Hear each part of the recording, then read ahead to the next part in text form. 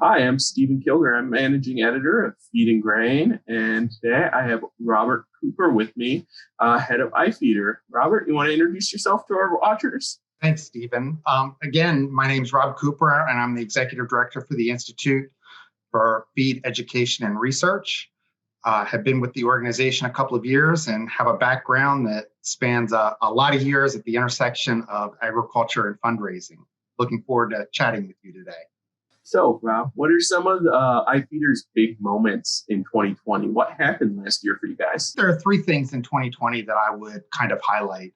First being our ongoing relationship with the Center for Clarity and Leadership in Environmental Assessment and Research out of UC Davis, really looking at the impact of the animal agriculture on the environmental concerns that everyone has, and working with them to do the science, and then more importantly, communicate that science to thought leaders and decision makers and consumer influencers so that they can feel good about how animal protein is grown in this country and the important part that the animal feed industry plays in making sure that we're doing our part to sustainably produce the food that feeds our animals. The second that I would talk about would be the work we've done on African swine fever. And we've been doing several research projects over the last year.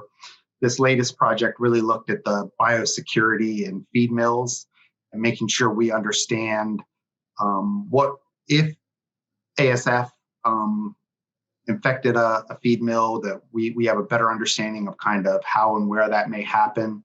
And most importantly, what are the steps that we need to take to kind of mitigate that, clean it up, and get those mills back online in a way that everyone has confidence in that work.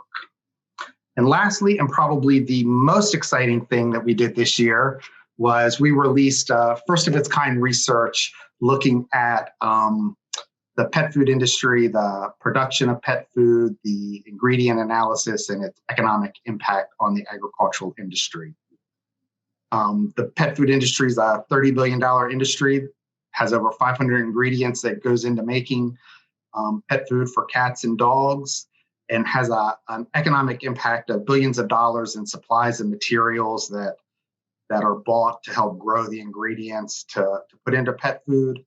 And the other really exciting thing that I loved about this study was the fact that it really highlighted the sustainability of the pet food industry and the way that they use rendered products in the making of pet food and contribute to, again, that sustainability story that we want everyone to be hearing these days. Fantastic.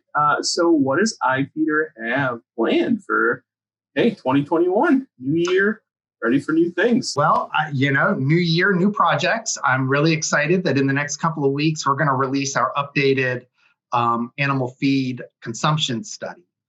We did this originally back in 2016. This is the first update of those numbers. It highlights the over 288 million tons of feed used to grow and feed 9 species of livestock, poultry, aquaculture, and pets, with a value of over $64 billion. Looks at the quantities of feed by species, looks at the top feed ingredients by weight, the states that use the most feed. And this year, as with everything, we have a COVID angle on the feed consumption in the United States, and really asked our researchers to step back and look at what that potential impact of COVID-19 could be on feed consumption over the next 5 years. So some really timely information that we hope people will be able to use in their planning for the future. One other project that we're super excited about this year is launching what we're calling our Sustainability Roadmap project.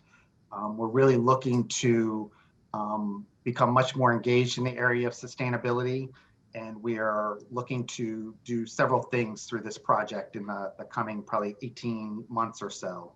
The first is really providing our members with some resources that they can use as they look at how they tell their sustainability story. Wherever they are on that spectrum of sustainability, we want to have a toolkit of resources that they can use that help them either define their sustainability story, better tell their sustainability story, or have an option to look at tools and resources that better help them with the measurements that they want to focus on. We're also looking at this project and helping us identify gaps in research so that we as an organization that invests heavily in research can continue to be uncovering the latest and the greatest answers to questions and problems that are out there for our industry as it relates to sustainability. And then lastly, you know, as we've talked about before, it's all about how you communicate the research and the information. And so part of this will develop some tools and some opportunities for us to, you know, better tell the sustainability story of the feed industry, both within the industry to our other industry partners, and maybe have some consistent messaging around how the industry relates to sustainability, but more importantly to those outside of the industry that have so many questions about how their food is grown and raised and what goes into it. We're looking forward to being able to talk more about how sustainable we are as an industry, and how folks can continue to have trust in our industry and pride in the products that they purchase in the supermarkets every day. Now comes the big question, and that's just, how can people get involved in IFEEDER? Well, you know, that is a great question, and we're always looking to grow our partnerships and our fundraising.